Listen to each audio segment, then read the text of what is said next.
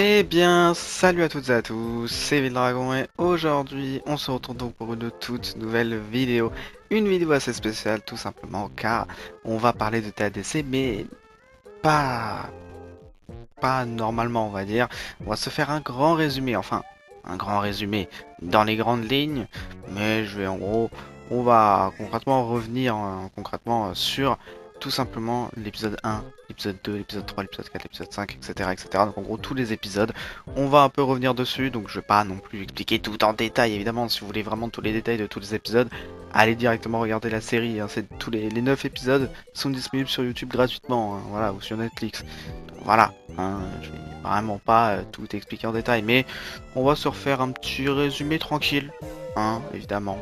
Donc voilà, si vous aimez évidemment ce genre de contenu, n'hésitez pas à liker, vous abonner, avec la cloche c'est très important évidemment pour ne louper aucune de mes nouvelles vidéos, à partager tout ça, etc. etc. Commenter, hein, très important, mais voilà. En tout cas, bref, nous on est parti tout simplement pour le résumé de The Amazing Digital Circus, et tout simplement, merci TADC. C'est parti, let's go! Et on est tout simplement parti pour le premier épisode qui s'intitule tout simplement Pilote. Voilà, c'est l'épisode pilote tout simplement. Et dans cet épisode tout simplement, c'est le début de la série. Donc Pomni arrive dans le cirque, machin et le générique, Pomni et tout ça, tout ça. On en apprend beaucoup honnêtement déjà sur cet univers, hein, tout simplement. C'est le début, donc évidemment on en apprend des choses. Voilà, c'est un peu l'épisode pour poser les bases, machin, machin. Il y a eu quand même de très bons points, évidemment, dans cet épisode-là, évidemment. C'est un épisode que j'ai personnellement bien aimé. Franchement, c'est un épisode que j'ai vraiment bien aimé. C'est un bon épisode, c'est un bon petit épisode pilote. Ça donne envie de regarder la suite, évidemment. Voilà. Donc, ensuite, il y a tout simplement. T'apprends un peu le système de corruption avec Kofmo qui se corrompt, etc. T'apprends vraiment les bases, hein. Vraiment. Dans cet épisode-là, t'apprends vraiment les bases. Donc, il n'y a pas non plus énormément de choses à dire, mais t'apprends vraiment les bases. Dans cet épisode-là, je me répète, mais oui, concrètement, t'as la reine Glowing et tout et tout. Donc, c'est un bon petit épisode d'introduction pour vraiment bien connaître les personnages, etc., etc. Je vais pas y passer trop de temps dessus. Il y a d'autres épisodes où quand même j'ai passé un petit peu plus de temps, donc évidemment pour pas que ça fasse une vidéo de 40 heures, voilà, on va quand même aller vite. Comme je vous le dis, c'est vraiment pas un résumé détaillé non plus, hein. C'est dans les grandes lignes, il y a mon avis, etc. Voilà, hein, mon avis, l'avis dans les grandes lignes, enfin le résumé pardon dans les grandes lignes, etc. etc. Mais bref, on est tout simplement parti pour l'épisode 2. C'est parti, let's go! Et tout simplement, on est rendu donc au deuxième épisode qui s'appelle La ruée vers le sucre. C'est un épisode que j'aime personnellement énormément, qui nous apprend beaucoup de choses évidemment. Car si l'épisode 1 c'était pour les bases, là on rentre un petit peu dans le vif du sujet quand même. C'est, on va dire, l'épisode 2 c'est un peu un épisode pilote V2 on va dire, pour quand même encore un peu apprendre les bases de l'univers, mais on rentre quand même dans quelque chose qui est vraiment pas mal. Concrètement, dans l'épisode, ils vont dans un monde entièrement fait de sucreries, de bonbons, tout ce que vous voulez. Et tout simplement, bah, les méchants, entre guillemets, c'est tout simplement la bande de crocos, tout simplement, donc Gumigo, etc. Et d'ailleurs, Gumigo, t'en apprends beaucoup sur lui. T'en apprends beaucoup sur le fonctionnement, évidemment. On va dire où est-ce que je veux en venir quand je parle de fonctionnement. Et bien tout simplement parce que Gumigo et sa bande c'est tout simplement des PNJ. Donc, tu peux te dire bah ouais bah, parce que c'est les aventures, il y a des PNJ, voilà. Sauf que bah, à un moment donné, on va dire il réalise que c'est un PNJ et évidemment bah il fait une crise existentielle, etc. Moi je trouve que c'est vraiment on va dire un épisode qui est vraiment pas mal parce que vraiment t'apprends sur ça et tout. C'est un épisode qui est touchant, c'est un épisode qui est drôle et à la fois sérieux. Donc personnellement dans ta ADC c'est quelque chose que j'aime énormément parce que bah, c'est quelque chose qui revient souvent, du fait qu'il y a de l'humour mais également évidemment bah, de la tristesse ou du sérieux tout simplement. Donc c'est quelque chose que j'aime beaucoup. L'épisode 2 évidemment est un très bon exemple avec tout simplement bah, comme je vous l'ai dit la révélation avec Gumigo, les PNJ, tout ça, et puis même le fun avec tout simplement bah, les crocos et la poursuite, etc. C'est vraiment fun, donc c'est vraiment un très bon épisode tout simplement. Mais bref, on est parti pour le troisième épisode. C'est parti, let's go! Et on est tout simplement parti pour l'épisode 3 qui s'intitule Les mystères du manoir des Hall. Pourquoi j'ai dit comme ça? Pour rien, honnêtement, j'avais envie, tout simplement. C'est un épisode où on apprend encore des choses. En vrai, tous les épisodes, honnêtement, on apprend des choses, honnêtement. Euh, Tout simplement. C'est pour ça que je vous explique un peu la thématique des épisodes, etc. Un peu de ce qu'on apprend réellement dans l'épisode, évidemment. Ça s'appelle un résumé. Mais concrètement, dans cet épisode-là, il est très intéressant parce que on va apprendre quelque chose sur un personnage qui, voilà, qui était un peu discret au début, qui est tout simplement Kinger. Donc dans le mystère du coup du manoir de Midnight Hall, tout simplement avec l'épisode 3. Donc on, on suit tout simplement notre bande tout simplement arrivée dans un manoir hanté, tout simplement c'est l'aventure du jour. Et évidemment, Pomni et Kinger finissent par être séparés du reste du groupe, et c'est là qu'on va en apprendre beaucoup. Déjà, moi j'aime bien un peu l'aspect horreur, évidemment, c'est ça qui est pas mal, mais pas que. Il y a tout simplement aussi la révélation que je vais vous dire, c'est tout simplement que Kinger, avant, il avait une femme, tout simplement. Enfin, voilà, qui s'est, dans le cirque, qui s'est corrompue. Et ce que j'aime bien aussi, bah, c'est tout simplement le moment touchant où Kinger, on a aussi la révélation sur lui, évidemment, pas que sur sa femme, mais également que dans l'obscurité, bah, il retrouve une certaine clarté d'esprit. Donc c'est ça que je trouve vraiment touchant et vraiment pas mal avec cet épisode-là. C'est que c'est quand même vraiment touchant, sérieux, et on en apprend beaucoup sur un personnage qui est grotesque, comme Kinger, tout simplement. Avec bah, les révélations, tout ça, c'est un épisode très touchant. Franchement, c'est pas mal. C'est vraiment pas mal. Mais bref, on est parti tout simplement pour l'épisode 4. C'est parti, let's go! Et on est tout simplement parti pour l'épisode 4 qui s'intitule Mascarade au fast-food, évidemment. Comme son nom l'indique, tout simplement notre groupe de personnages préférés, tout simplement, et bien dans une aventure déjà de la boîte à idées proposée par Gangle, tout simplement vont travailler au fast-food. Donc concrètement, hein, faire un taf comme si tu étais au McDo, tout simplement, hein, littéralement. Hein. Voilà, c'est logique, c'est dans le titre. Mais tout simplement dans cet épisode, ce que j'aime bien, c'est que bah, on en apprend plus sur Gangle, qui est de base un personnage qui est très discret. Là, avec son masque de comédie, qui reste limite tout l'épisode, hein, pas tout l'épisode, mais presque tout l'épisode, et bien, quand même, elle a un peu plus de temps d'écran et un peu plus d'importance, donc c'est pas mal, évidemment. Et bien tout simplement, ce qui est bien, c'est que franchement, il y a quand même des scènes plutôt drôles, mais ça explore aussi le fait de le monde du travail, le monde du fast-food, machin. C'est vraiment c'est profond. On en apprend beaucoup sur Gangle, etc., etc. Ça, on va dire, ça met en lien vraiment, enfin, ça met en lien. Plutôt, ça met en valeur et ça met en lumière aussi. C'est la même chose, mais voilà, vous m'avez compris. Concrètement, ça pousse vraiment le fait que, genre, ça nous dit clairement, enfin, ça nous montre quoi que, tout simplement, ça nous montre le côté toxique aussi d'une manager slash manageuse, tout simplement, dans un taf comme ça, tout simplement. Donc c'est pour ça, ça montre un peu les petites facettes et tout, donc j'aime bien. C'est un épisode qui m'a vraiment plu, évidemment, même si c'est limite quand même un des moins marquants de la série, mais c'est quand même vraiment pas mal. Il n'y a pas de mauvais épisodes, clairement. Mais bref, on est tout simplement parti pour l'épisode 5. Donc c'est parti, let's go! Et on est parti pour l'épisode 5, tout simplement, qui s'intitule Sans titre, tout simplement. Pourquoi? Eh bien parce que dans cet épisode, eh bien, tout simplement notre groupe de personnages préférés, tout simplement, eh bien, ils vont enchaîner plein d'idées de la boîte à idées, tout simplement plein d'aventures de la boîte à idées, tout simplement. Et c'est un épisode bah, que j'adore, tout simplement. C'est mon épisode préféré de la série. Pour être honnête, c'est un épisode préféré de la série. On en apprend beaucoup sur les persos, notamment Jax qui a eu des amis auparavant, etc., etc. C'est quand même assez profond. Moi, ce que j'aime beaucoup, c'est vraiment le fait qu'on change à chaque fois d'aventure. C'est plein d'aspects différents, machin. Donc, c'est vraiment bien. C'est vraiment bien, évidemment. Voilà, il y a quelques trucs avec Ragata, Jax et tout, c'est vraiment un truc que j'ai bien aimé. Il n'y a pas spécialement de thématique en particulier, tu vois, c'est vraiment, c'est surtout vraiment un épisode plutôt fun, vraiment, plutôt que, on va dire que ça explore des thématiques, même si évidemment, comme je l'ai dit, t'en apprends, évidemment, mais voilà. Mais c'est vraiment un épisode fun, c'est mon épisode préféré. Et ce que j'ai beaucoup aimé dans cet épisode, comme je vous l'ai dit, bah, c'est vraiment le fait que ça change beaucoup avec toutes les différentes aventures, etc., etc.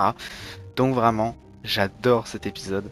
Vraiment. C'est limite l'épisode que je regarde en boucle parfois. Je l'adore. Mais bref, en tout cas, on est parti pour l'épisode 6. Donc c'est parti. let's go! Et on est tout simplement parti pour l'épisode 6 qui s'intitule Tout le monde a des flingues, tout le monde a des armes, enfin vous m'avez compris quoi, en gros, ce titre-là, tout le monde a des flingues, armes, etc. Et dans cet épisode, on en apprend beaucoup, beaucoup, beaucoup. C'est un des épisodes les plus importants de la série, très clairement. Dans cet épisode, tout simplement, Kane n'a pas préparé d'aventure. Enfin, si, une aventure à l'intérieur, concrètement. Enfin, entre guillemets, il me semble bien. Ou tout simplement, eh bien, de base, c'était tout simplement un test de confiance. Ou tout simplement, je vais pas vous refaire le truc, mais en gros, c'était un test de confiance avec les armes, machin, les vides et chargeurs, etc.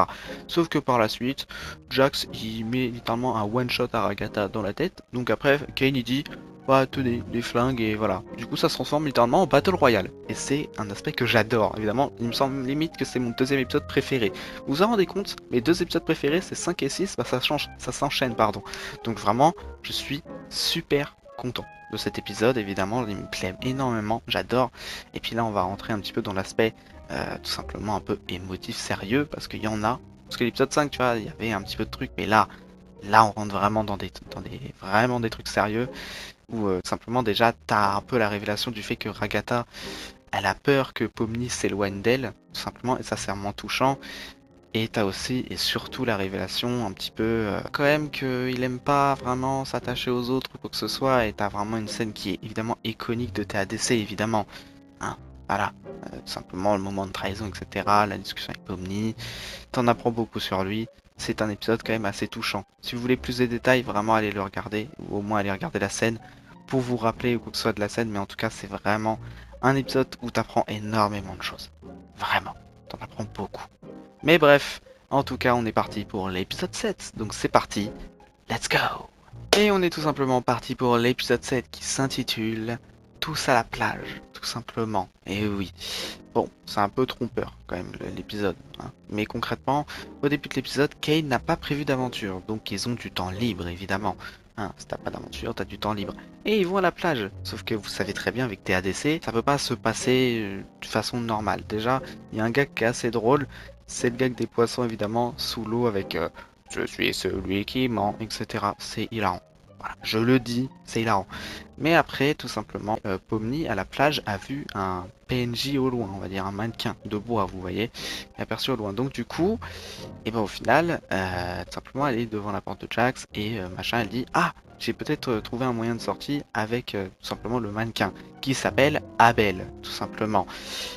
Tout est bien, ça va pas se passer comme prévu. Évidemment, ils prennent des clés d'accès, ils sont dans le bureau de Kane, machin, et là ils se retrouvent face à deux boutons, un bouton bleu, un bouton rouge, tout simplement. Voilà, le bouton bleu qui te fait du coup partir du cirque, et le bouton rouge qui te fait rester au cirque. Et Jax commence à vraiment avoir, comme d'ailleurs à l'épisode 6, à la fin de l'épisode 6 où il commence un peu à avoir des crises d'angoisse, ça je vous l'ai pas dit d'ailleurs, mais du coup il commence à avoir une crise d'angoisse quand on va dire, on mentionne vraiment le fait qu'on peut quitter le cirque. Et il finit par appuyer tout simplement sur le bouton rouge qui fait rester au cirque. Sauf qu'au final, c'était une aventure de Kane. Je veux dire, ils le prennent mal, clairement ils sont un peu en mode wesh, vous voulez sortir quoi. Donc ça se termine concrètement sur Kane qui disparaît, ils regardent tous le vide et POC, ça finit comme ça. Voilà, c'était une aventure de Kane. Pourtant vraiment c'était tout planifié, hein, vraiment machin, mais non, c'est une aventure de Kane. Voilà. Voilà, voilà. Mais du coup, ça nous fait une belle transition pour tout simplement passer à l'épisode 8. Donc c'est parti, let's go! Et on est tout simplement parti pour l'épisode 8 qui s'intitule... C'est ça. C'est comme si tu tapais ta tête sur le clavier concrètement. Cet épisode est très important parce que, comme je vous l'ai mentionné précédemment, tout simplement la femme de Kinger, eh ben, elle a été corrompue. Voilà. Elle s'appelle Queenie. Et on voit le moment un peu où elle se corrompt, etc. Vous voyez, dans un flashback au tout début de l'épisode, il me semble bien. Enfin, déjà, au début de l'épisode, t'as un graphique un peu, un truc en animation avec une boule rouge et une boule bleue. Et la boule rouge qui finit par manger la boule bleue. Évidemment, c'est deux IA. Hein, voilà, évidemment. Je vous spoil un peu, mais normalement, si vous regardez le résumé, c'est que vous avez vu la série. Donc, en termes de spoil, voilà. D'ailleurs, je vous mettrai un disclaimer quand on passera à l'épisode 9. D'ailleurs, je suis quand même quelqu'un de sympa. Mais voilà, en tout cas, il y a ça. Évidemment, il y a le moment de flashback avec Kinger où il voit sa femme Queenie tout simplement se corrompre, hein, c'est quand même triste. Et après l'arrivée de Ragata, donc tu apprends aussi que Ragata est venu vraiment dans les premiers persos présents, tout simplement. Et cet épisode-là aussi est très important parce que Kane pète un câble tout simplement. Et oui, il finit par péter un câble. Il y a la fameuse chanson qui est devenue mythique, littéralement, hein, Who's Running the Show, et celui qui mène la danse en français. Et donc Who's Running the Show, évidemment, vous savez, je le prononce très mal, j'ai un accent anglais ignoble, mais voilà, c'est en anglais. Ah, vous le savez. Mais tout simplement, il y a ça. Et Kane, quand il pète un câble, hein, littéralement. Et du coup, Pomni décide de mettre un sceau sur la tête à Kinger, tout simplement. Parce que l'obscurité le rend saint d'esprit, vous voyez. Et du coup, bah après, Kinger fait pas mal de révélations. Comme par exemple Scratch, qui d'ailleurs dans l'épisode 7, il dit bien que Scratch c'est la première corruption.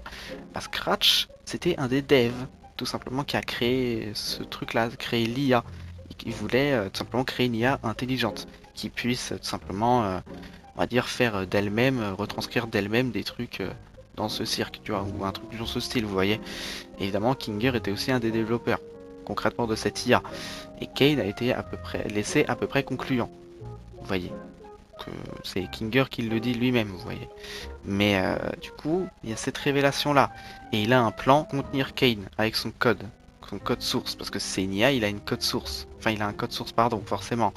Donc du coup, Pomni, bah déjà, il nous révèle d'ailleurs que tout simplement tous les membres du cirque peuvent imaginer des choses, genre par exemple Kane, par exemple, je sais pas moi, il fait apparaître une table, bah les autres peuvent le faire, sauf que Kane c'est inné, pendant que eux, les autres, bah, ils doivent se concentrer.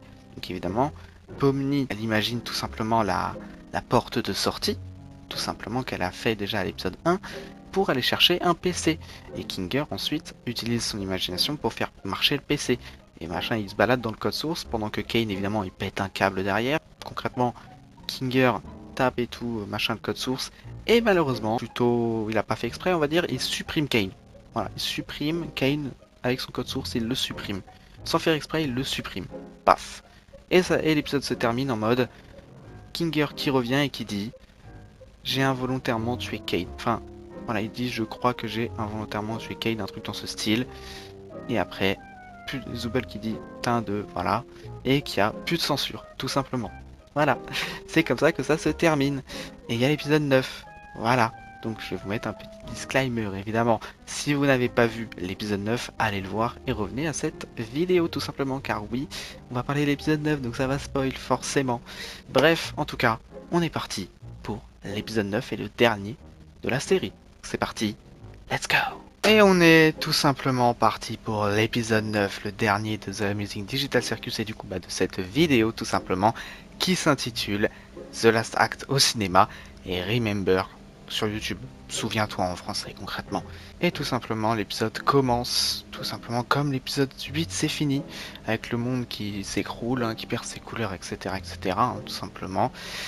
Et Kinger nous fait déjà une grosse révélation dès le début, tout simplement. Et oui, car il nous dit, enfin il nous parle du coup plutôt de scans cérébraux, tout simplement. Mais ça, on y reviendra à la fin, parce que ça va prendre son sens évidemment plutôt après. Donc oui, voilà, parce que c'est pas explicite, on va dire, c'est pas expliqué dès le début aussi. Donc c'est pour ça que je vous préfère vous expliquer à la fin également.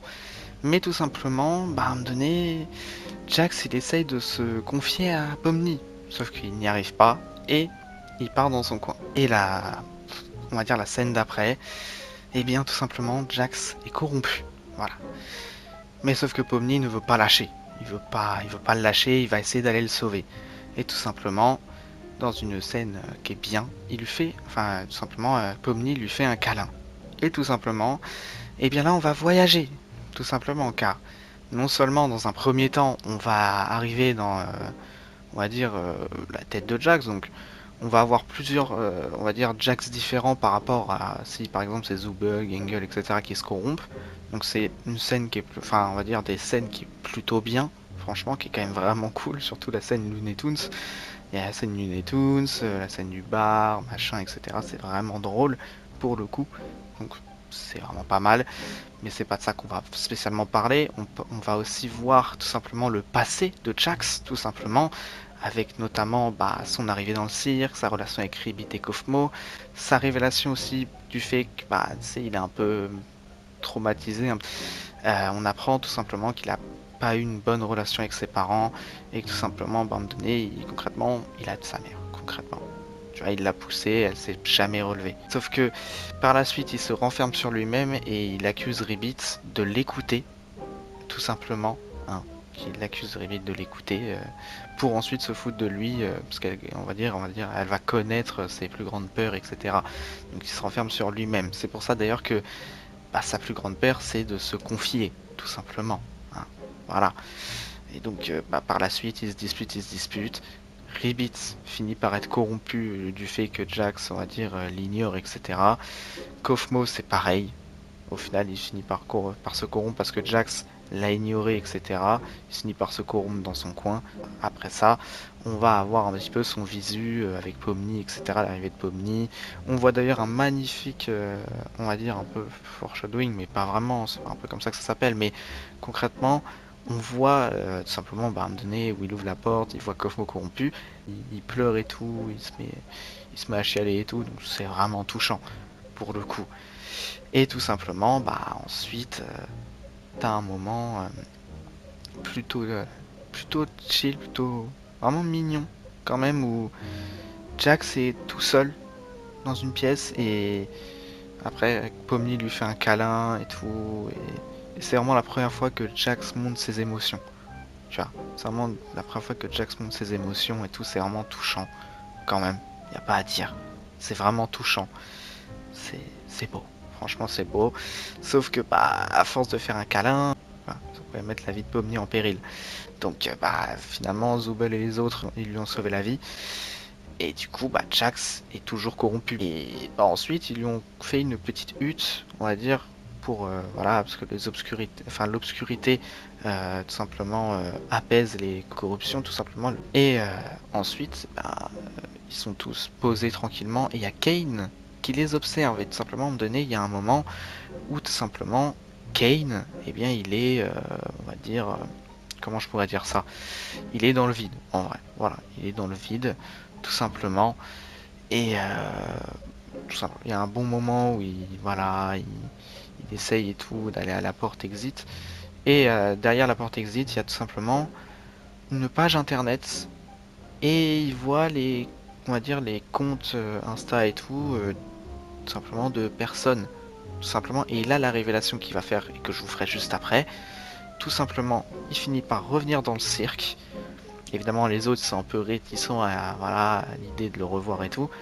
Mais au final, Kane révèle tout simplement, eh bien, que c'est des copies.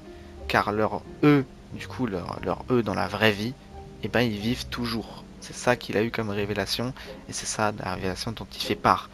Et c'est aussi pour ça les scans cérébraux que je vous ai dit que j'en vous en reparlerai en fin d'épisode, tout simplement.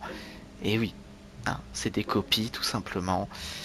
Et du coup, ils sont dans le cirque à tout jamais. Moi, maintenant, ils savent que, on va dire maintenant, c'est des personnes différentes, on va dire. Et je trouve ça vraiment bien, pour le coup. C'est, voilà, il y a les personnes IRL et les personnes dans le cirque.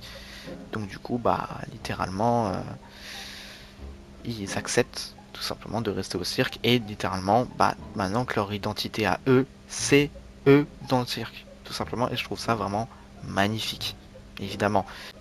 Et d'ailleurs, Kane, en termes un peu de rédemption, on va dire, il laisse les aventures ouvertes et tout. Donc c'est vraiment bien. Et donc par la suite, on voit vraiment que ils vivent dans le cirque paisiblement. C'est une très bonne fin honnêtement. Voilà, les corruptions par la suite sont envoyées dans un aquarium. Ils peuvent faire n'importe quoi, c'est leur nouveau chez eux, et je trouve que c'est une très très très belle fin. Personnellement, j'ai vraiment beaucoup aimé cette fin. Il y en a qui l'ont pas spécialement aimé, il y en a qui, par exemple, qui veulent une suite, même si je pense pas qu'il y aura de suite. Mais voilà, en tout cas, moi je trouve que c'est une très belle fin. Donc voilà, honnêtement. Mais bref, on est parti tout simplement pour l'outro de cette vidéo. Donc c'est parti, let's go! Et bien voilà, c'est la fin tout simplement de cette vidéo. J'ai essayé au mieux de vous résumer dans les grandes lignes les épisodes et tout. J'ai peut-être loupé quelques trucs, mais honnêtement, allez voir la série. En tout cas, j'espère que ça vous a plu. Bref, en tout cas, merci beaucoup d'avoir regardé tout simplement cette vidéo. Si vous l'avez aimé évidemment, n'hésitez pas à liker, à vous abonner évidemment avec la cloche des notifications, évidemment très important pour évidemment ne louper aucune de mes nouvelles vidéos. À évidemment aussi lâcher un petit commentaire sur ce que vous avez pensé de la vidéo, de la fin de TADC en général, tout simplement. Sur ce, c'était Evil Dragon, prenez soin de vous, ciao tout le monde.